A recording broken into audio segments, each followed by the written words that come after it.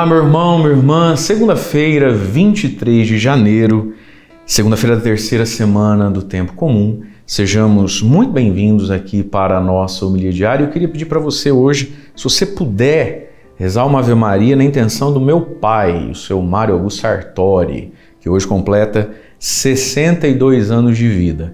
Pai, que Deus abençoe muito você, te dê saúde, te conserve, te preserve e te honre.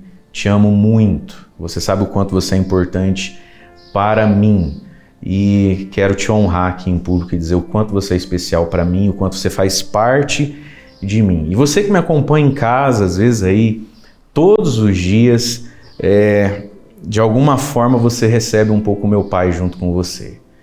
Tempos atrás, e eu quero dizer isso porque me senti no coração de dizer, alguém, por muita generosidade e bondade, me perguntou assim, mas o que o senhor lê, o que o senhor estuda, porque eu gosto de...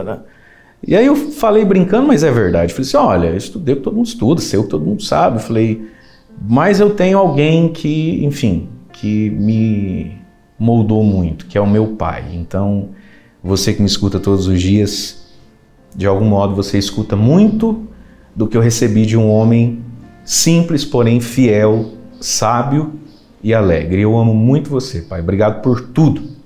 Vamos ao evangelho então de hoje, Marcos 3, do 22 ao 30, e diz assim: Naquele tempo, os mestres da lei que tinham vindo de Jerusalém diziam que ele estava possuído por Beelzebu e que pelo príncipe dos demônios ele expulsava os demônios. Então Jesus o chamou e falou-lhes em parábolas: Como é que Satanás pode expulsar a Satanás? Se um reino se divide contra si mesmo, ele não poderá manter-se. Se uma família se divide contra si mesma, ela não poderá manter-se. Assim, se Satanás se levanta contra si mesmo e se divide, não poderá sobreviver, mas será destruído. Ninguém pode entrar na casa de um homem forte para roubar seus bens sem antes o amarrar. Só depois poderá saquear sua casa. Em verdade eu vos digo, tudo será perdoado aos homens, tanto os pecados como qualquer blasfêmia que tiverem dito. Mas quem blasfemar contra o Espírito Santo nunca será perdoado. Será culpado de um pecado eterno. Jesus falou isso porque diziam, ele está possuído por um espírito mau. Palavra da salvação, glória a vós, Senhor. Irmãos e irmãs, Jesus fazia o que fazia por quê, hein? Qual espírito o movia, qual motivação o movia, qual espírito o ungia, o capacitava, né, para expulsar demônios e para fazer as curas que fazia. Veja, tudo que a gente faz, no fundo a gente faz por um lado, porque algo me move, eu tenho alguma intenção com aquilo, o que eu quero, né? Mas ao mesmo tempo, porque algo me capacita para aquilo que quero, certo? Então a gente precisa olhar para isso na nossa vida. Por que faço o que faço, com que força faço, né? Então, por que Jesus curava as pessoas, pregava o que pregava? Por quê? E o que o capacitava para pregar daquela forma, para curar daquele tanto, exorcizar daquela forma? Bom, segundo os gênios aqui, os mestres da lei e os fariseus, vindo de Jerusalém, todos eles muito doutos, Jesus fazia o que fazia, motivado pelo diabo, capacitado pelo diabo, ungido por Beelzebu. Beelzebu significa o príncipe, era uma entidade demoníaca para eles, o príncipe das trevas. Desculpe. O príncipe das moscas. Então tudo aquilo que era podre, os lixões, né?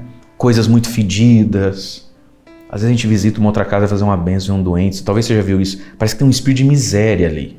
É um fedor. É uma coisa nojenta. Tem gente que vive no meio do nojo mesmo. As moscas. Então Beelzebu, o príncipe das moscas. Ou seja, era até um deboche, né, que faziam a Jesus. Ele estava possuído. Portanto, quem o motiva, a motivação dele é demoníaca. Ele não é bonzinho desse jeito não, tá? Ele está querendo alguma coisa. Quem o capacita também não é o Espírito Santo, nem Deus Pai, nem ninguém. É o próprio demônio. É o príncipe dos demônios que ele expulsa os demônios. O Beelzebu, o deus das moscas, das varejeiras. Olha como eles olhavam para Jesus. E é óbvio que Jesus não falou o que falou, nem fez o que fez, com intenção demoníaca, ou seja, de explorar, de enganar, de tirar do outro, de contar história, né? Jesus fez o que fez, movido pelo Espírito Santo de Deus, por um Espírito que é santo, puro, sem segundas intenções, né? É por isso que Jesus fazia o que fazia. Aí Jesus, parece que eu estou vendo, respirou fundo. Acho que pediu ao Espírito Santo, me dá paciência, porque se você me der força, algo de ruim vai acontecer. E Jesus faz uma pergunta, parece que eu vejo Jesus suspirando para fazer a pergunta. Como é que Satanás pode expulsar o Satanás? Dá paciência, Senhor. Minha Nossa Senhora. Se um reino se divide contra si mesmo, sua besta, ele cai, ele não se mantém, ele cai sobre si mesmo. Se uma família se dividir contra si mesma, como é que eu expulso o demônio porque estou com o demônio? Quer dizer, o capeta expulsando o capeta. Mas que confusão, que maldade, que bobeira. Quer dizer, isso vai ser destruído. Mas veja, essa é a própria ideia do diabo, fazer a gente se dividir contra si mesmo, né? Mas veja, qual é o sentido de atribuir ao diabo as palavras, as parábolas, os exemplos que Jesus fazia? Qual é o sentido de ver a mão do diabo na Madalena, que não é mais prostituta, no Zaqueu, que não é mais ladrão? Qual é o sentido de ver o diabo em homens que eram pescadores tão simples e agora parece que tem uma sabedoria ao abrir a boca? Mas como assim é diabólico? E se é diabólico, então não é desejável. Eu não quero o diabo para mim, nem você para você. Então quando eles viam as curas, as parábolas, as pregações de Jesus e achavam que ali tinha o diabo, então eu não quero isso para mim e também não quero cooperar com isso. Quando eles viam as pessoas que iam andando com Jesus e mudando, melhorando, mas conseguiam ver nisso maldade, ou seja lá o quê? Então eu também não vou me abrir a isso, nem ajudar com isso. E isso é diabólico porque nisso aqui tem uma raiz de ignorância, de ciúmes, de maldade, né? De uma autoproteção, porque talvez eles falavam, não, esse Jesus tem o capeta no couro por medo de Jesus chegar muito perto deles e descobrir os capeta que estavam neles, né? Então, é de uma ignorância, de uma tristeza esse evangelho. E aí Jesus vai falar então que tudo isso é um pecado sem perdão. Vamos entender isso aqui. Jesus diz, em verdade eu vos digo, tudo será perdoado aos homens, tanto os pecados como qualquer blasfêmia que tiverem dito, tudo dá para Deus perdoar. Mas quem blasfemar contra o Espírito Santo nunca será perdoado. É um pecado eterno. Jesus falou isso porque diziam, está possuído por um espírito mau. Então vamos lá. O que é o pecado contra o Espírito Santo? É atribuir ao maligno, ao diabo, de modo direto ou indireto, aquilo que é a ação do Espírito Santo. É atribuir ao mal. É não reconhecer Deus naquilo. Não reconhecer Deus onde Deus está. Isso é pecar contra o Espírito Santo. E aí Jesus diz, todo pecado vai ter perdão. Um dia vamos pensar, a gente morre, chega lá diante de Deus e descobre um monte de pecado que a gente nem sabia que era pecado, um monte de pecado que era pecadinho, um monte de pecado que a gente não conseguiu abandonar. Jesus está dizendo, Deus é capaz de passar pano e borracha em tudo. Fala, o ser humano é difícil mesmo, homem, vai, tá bom, perdoa, vai, fazer conta. Mas tem um pecado que se a gente chegar diante de Deus com ele, não vai ter perdão. Que é o pecado contra o Espírito Santo. E aqui, meus queridos, vamos entender, claro, se você já pecou contra o Espírito Santo, se você já blasfemou e praguejou o Evangelho, a evangelização da igreja, aí lá na frente caiu a ficha. Ai, pai, deixa eu te pedir perdão. Tá perdoado. Pode morrer, vai pro céu. Jesus está falando aqui que o ser humano ele é capaz, às vezes, de não se arrepender 100% de alguma coisa, de não entender 100% alguma coisa, ou até de não saber. Agora, tem perdão. Esse pecado contra o Espírito Santo, por quê? Porque o pecado contra o Espírito Santo ele é de uma profunda maldade, ele é de um profundo fechamento. Entenda bem o que eu estou querendo dizer aqui, eu não estou liberando ninguém para pecar nada, presta atenção.